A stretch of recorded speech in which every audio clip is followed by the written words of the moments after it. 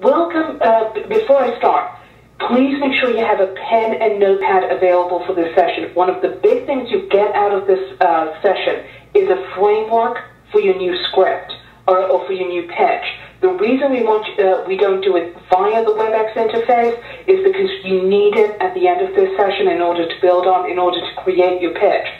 We also don't want you doing it on your computer and switching in and out of WebEx sometimes. When you do that, your system freezes and you'll end up missing a portion of the session. So please have a pen and notepad available for, during the course of this session, because all the exercises are going to be done in the pen and notepad, not through an instant polling environment like we normally do it.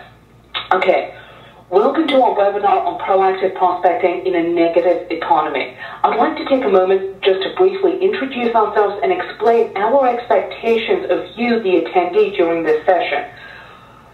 We understand many of you don't know us. You might be looking to find out information on a topic you might be new to, you might be intimidated by, and as such you might be hesitant to ask questions or to answer them. However, it's important to us that you leave this session with more information than you had when you signed up for it. As such, we do ask that you participate in the questioning, in the exercises, in the material, and you ask us questions if you have any.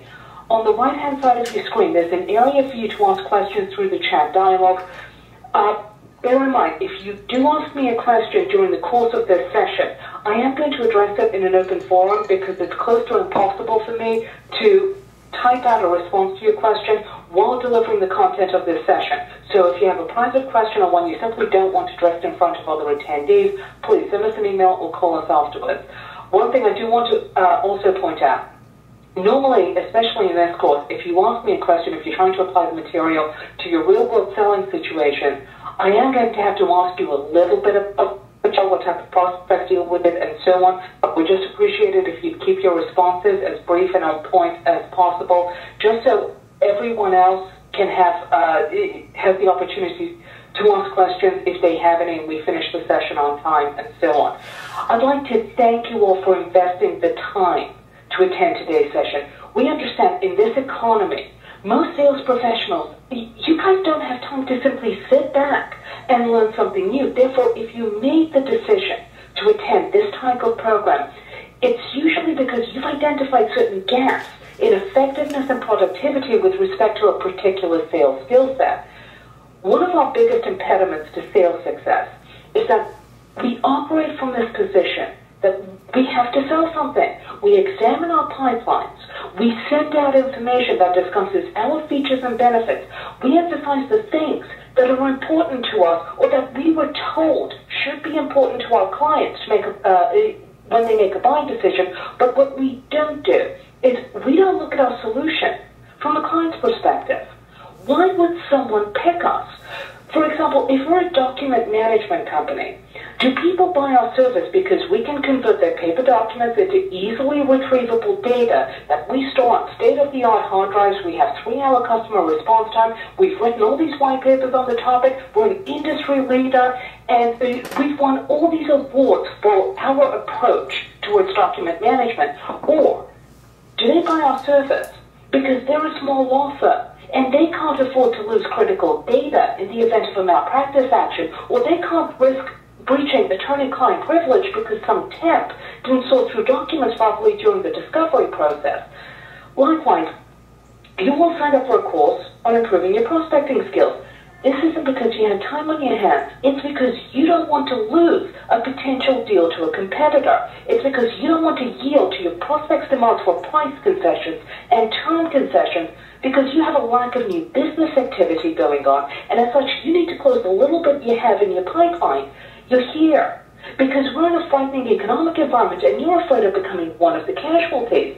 So when information on this course went out, there was nothing on me, there was nothing on the company, there was nothing on my education, there was nothing on my experience, because that's all irrelevant. All that matters are your reasons, because that's the only thing that motivates us to make a buying decision. As salespeople, we're routinely inundated with product knowledge training and motivational courses that are usually designed to increase our belief in the products we sell. As such, what happens is we become product knowledge experts. However, regardless of how effective you might be at discussing every bell and whistle about your solution, unless you can actually make contact with and consistently take on new clients, your product knowledge training is irrelevant. At the CEO Sales Solution, we operate from the mindset clients do business with you for their reasons, not for yours. No matter how wonderful your product is, unless your prospect recognizes he or she has a need for your solution on an emotional level, with all the associated sense of urgency that accompanies emotional decision-making, your solution might never leave the shelf. I understand. Most of you here have some level of experience in sales, and as such, you fully understand the level of rejection that comes with it. However, today we want to give you a paradigm shift. Much of the rejection that we endure is a result of how we approach our prospects all through the sales process. We're so anxious to start delivering our feature benefit data-laden pitch that we only superficially investigate the situation from the prospect's perspective. This approach doesn't just alienate prospects at the outset, it extends our selling cycles, it forces price concessions, and it causes us to lose deals. If you can develop the listening skills and the questioning skills necessary to emotionally engage your prospect from the outset, not only are you going to rapidly increase the number of sales opportunities you get, but you're also going to substantially improve your technique in a number of other areas also. Someone just asked me to get a digital version of the presentation sent to you. Yes, at the end of this session, I'm going to send you to a link for a survey. The 30-second survey is not one of these elaborate long surveys that asks you a bunch of questions unrelated to the session. Anyone who completes the survey puts the correct email address in there for their contact information, gets a copy of the PowerPoint. Okay. This course is about prospecting. Prospecting isn't about getting appointments. It's about turning suspects into prospects through quantification. Your role as a sales professional is to guide the suspect to putting a number to the losses they're currently incurring without your product or service. Once you've achieved this goal, then you're engaging a prospect, and if you did your job right at the outset, and you got your prospect emotionally engaged in the loss they're experiencing without your solution in play, an appointment should be the natural conclusion of your engagement with them. In this course, we're going to explore the first 4 fundamental steps of prospecting first. We address the communication critical to success in your first and final 30 seconds of your call. We'll deal with the challenges we're also familiar with when it comes to prospecting. We'll address how to handle objections without alienating your prospect but keeping your self-esteem intact. Plus, we'll give you additional training tips and tactics for success. This course deals with your first contact with a prospect. Whether you're working warm leads or you're cold calling, your first contact with them sets the tone for the rest of your relationship with the prospect. If your prospect puts you in a submissive position at the outset, where you simply answer questions fired at you and obediently perform little menial tasks demanded of you, such as send me more information, call me back in 3 days,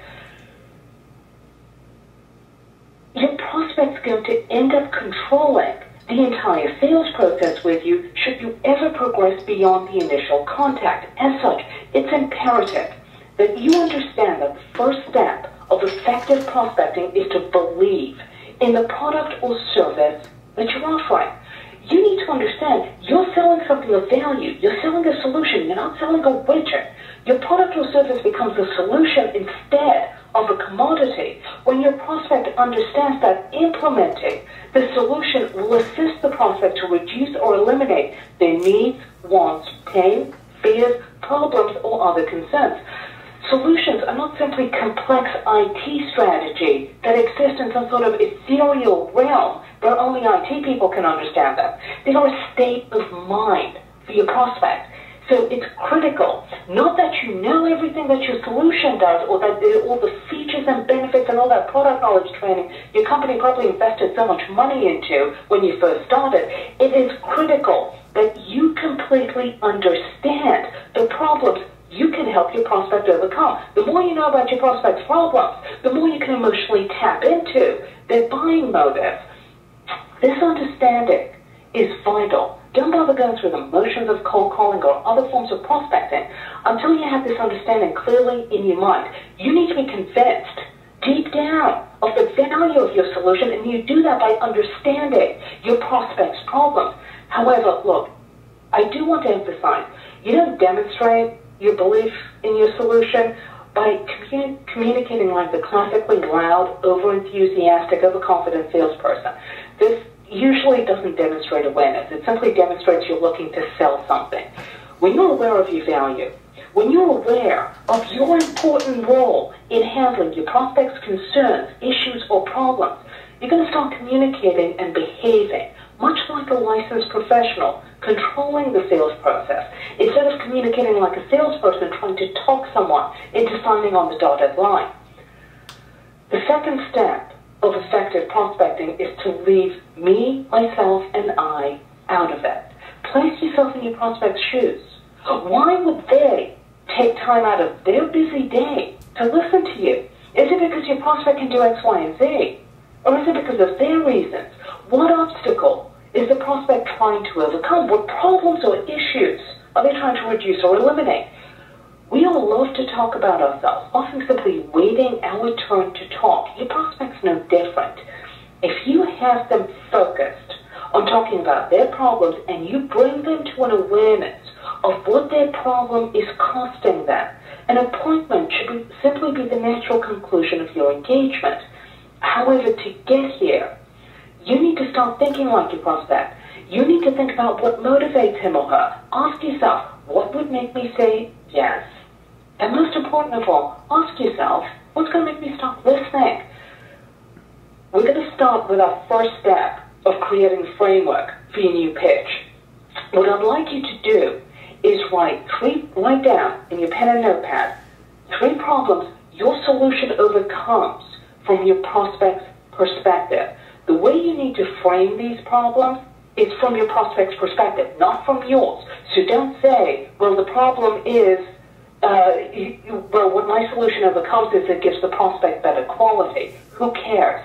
Why does quality matter? What does your prospect go through if they have bad quality? Do they lose employees? Do they lose customers? Do they have to pay overtime? Are they dealing with downtime? What happens if quality isn't there? If you're going to tell me that your product's more efficient than the competition, again, that doesn't matter. We don't always need to have the best quality, the most efficient, everything functioning at optimal capacity. We only make those quality decisions when not making that decision is going to have sort of adverse impact on us. So when you write down your 3 problems, it is critical you write them or you phrase them in terms of your prospect's perspective, not yours. This is usually the hardest thing for salespeople to do. And if you're not struggling with it, you probably haven't mentally made the jump into I'm trying to get you to do.